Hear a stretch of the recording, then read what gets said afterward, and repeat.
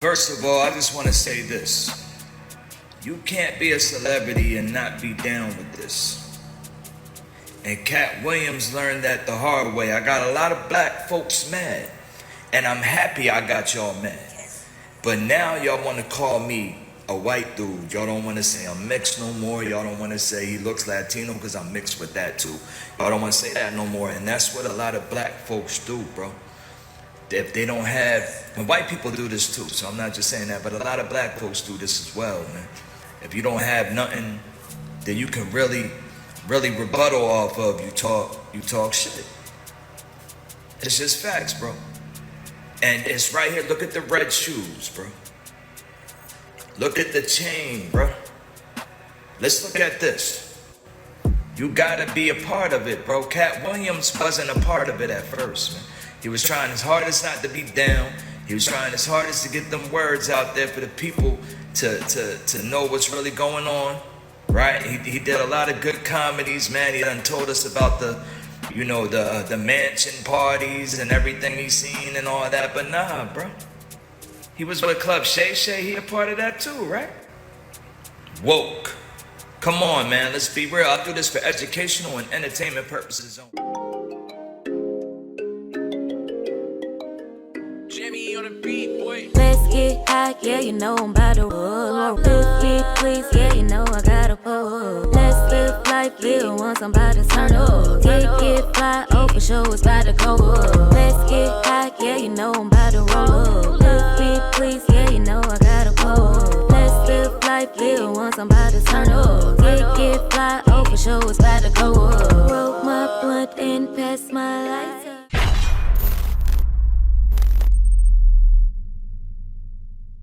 Family, we are back. I want to thank y'all for being here. I am sorry I had to take a little break and get my mind together. I am not about to cap to y'all. Anyways, thanks for being here like I always say. Y'all seen the clip, y'all? That was Double Agent Katt. Yes, I said Double Agent Katt. Now, we're going to review and react to a few clips of actors and people that are in a certain field of work and they're talking about certain things. Y'all get where I'm going with it? Let's get to it. Now, this first clip, y'all, is The Rock. Listen to what he says, but more so than anything, look at his appearance. Now, when you look at his appearance, think about his movies and how he appears in the movies. And then after that, I want you to think about bodysuits and masks. Now, yeah, I had to correct that. I don't care. Now, check the clip out, y'all. Look at it's like I don't know, I don't expect him to be as big and buff, but how does he look like this on camera, but when he's on a movie screen, he's more buff? Check this out, y'all. We told y'all what Hollywood was about. We told you that everyone had to go through it. It don't matter if your name is The Rock and you think you are impervious. You're still going to have to do what everybody is doing in Hollywood. Y'all, The Rock's time in Hollywood might be coming to an end. Do y'all remember when he disappeared from the public for quite some time and then he came back out looking all scrawny and skinny and everybody's like, what the hell is going on? He just told us what happened, y'all. And he tried to do it in a sneakily way, but listen to him. I love my soul on this one. I know it sounds weird, but you leave your soul or something like this. And I didn't know what that meant until I did it, and now I understand. And you know what's cool is you never know with things like this because you make the film, especially something like this that comes from in here and do it for you. And you release it, you begin to release it to the world. It's like, hey, this is my kid. Did you hear what he said? He said he sold his soul, he left his soul in Hollywood, for his lifestyle, and he didn't know what was going to happen in his life until now. And now they are telling The Rock to pay up, and he's got to pay up. Look at his face, y'all. He doesn't seem too happy about it, and he looks like he's got a lot going on in his head. Now, one or two things can happen from here. Either The Rock sells his soul once again, and then he excels in these movies and everything that he's about to do, or it's over for him. But like I've been telling y'all, nobody is safe in Hollywood. You gotta do what you gotta do in order to get that money, right? To get that fame, right? This one, I know it sounds weird, but you leave your soul or something like this. And I didn't know what that meant until I did it, and now I understand. And now he understands. If you smell Hollywood is cooking. Let me know what you guys think about this video. Let's get it. Peace in. All right, now I do want to say this. I understand aging. I understand muscle mass and all of that stuff and less testosterone and all of those things. But it's just something about bro. And like dude said in the video, he disappeared and came back scrawny. Now, what a lot of people really forget is that these people were struggling artists before they got on. And a lot of these people see these people through the lenses of who they appear to be now, and they're like, oh no, he didn't sell out, he didn't sell his soul, he didn't do this. But you didn't know the person before they got really famous, especially like people like Vin Diesel and stuff like that. But that was an interesting clip. And a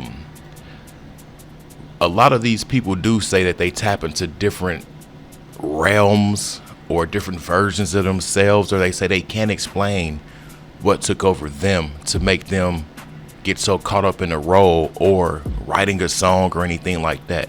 If you ever hear an artist say, oh, the pen just wouldn't stop writing. Yeah. Anyways, let's get to the next clip. I remember sometimes we do 10 episodes of my show, and in this last season, I was hitting a block. Like I was like, oh, I'm not doing it right? So then I went in the corner, and then I was looking at the wall, and I was like, come on, devil, come to me, because I had to do something like crazy, right? I had nightmares for a month.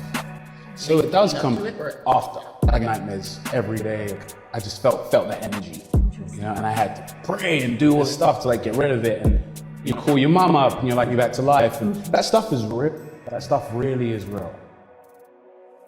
As you heard for yourself, Idris admits to calling on the devil to help him with the scene for his show Snowfall. This is Idris openly admitting that he ritually channels the devil. This isn't something that he was just doing for the first time either, as you can't just summon the devil. It is believed that certain rituals have to be done to summon the devil, something that a person who is not an occultist would know nothing about. The most disturbing thing about all of this is that millions of people were exposed to demonic energy when they watched this scene that Idris channeled the devil to perform. He admits that he became possessed by the devil, meaning the devil took over and he was the one the world was truly seeing. Idris talks about the nightmares afterwards and praying for months, but he does not specify who he was praying to. Idris openly admitted his involvement with the devil. He willingly told people this story. No one asked him to tell. He did this to give thanks to the devil, just like so many other celebrities have done before him. Hollywood has been showing their love for the devil since the beginning. Years ago, Jack Black openly thanked the devil during an award show, while the guests of fellow celebrities cheered them on and threw up what Jack Black called the horns.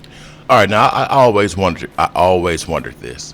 Why do we get a lot of UK actors playing American roles, especially the hood roles, but we don't get American actors playing UK roles?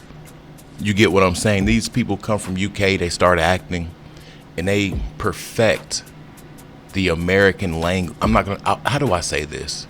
Because they speak English over there, but you know, they got that certain little accent to their dialect. It's weird, like, I'll catch you later. Like, then they come here and say, yeah, I'm gonna catch you later. I'm gonna catch you later. But when they go back home, I'll catch you later. Yeah, we play soccer. Like, they just, y'all get what I'm saying. But dude spoke about channeling. When he had a creative block, he channeled into a different energy. And that energy helped him get over that creative block. What are these people really tapping into? Like, make that make sense. What are they tapping into that really just makes them get over whatever's giving them that creative block? I'm gonna leave it up to y'all. All right, now the next clip. Omar Gooding. People say bro is kind of gangster, and I can see it, and I feel like if he really is, which I believe it, I just think he knows how to play the game. He knows how to be approachable. He knows how to be friendly and all of those things. But when he gets in them streets, it is what it is. Like the dude from the Steve Harvey show. But listen to what he says, and I really feel like this is why he hadn't been able to land a lot of clips and things like that. I feel like it's been personal choice, but also rhetoric like this. Check this clip out.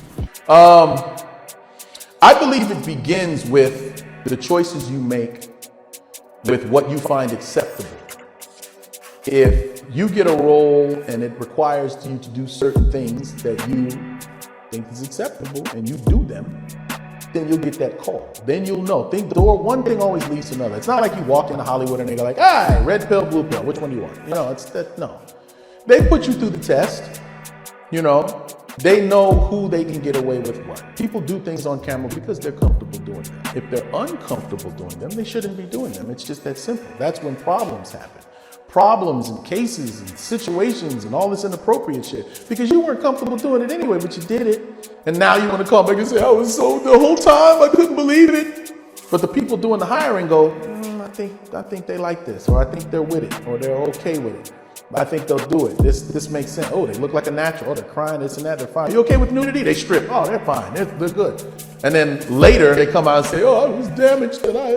They told me I had to, or else if I don't put on this lipstick and dress, I'll never make it in Hollywood." Nobody says that shit. They just put it in front of you. So you want to do? We can do a dress. Oh hell yeah! They slide in that dress, zip it up, and put the lipstick on and the eyes, and they're happy with it. They're comfortable doing that. They're fine.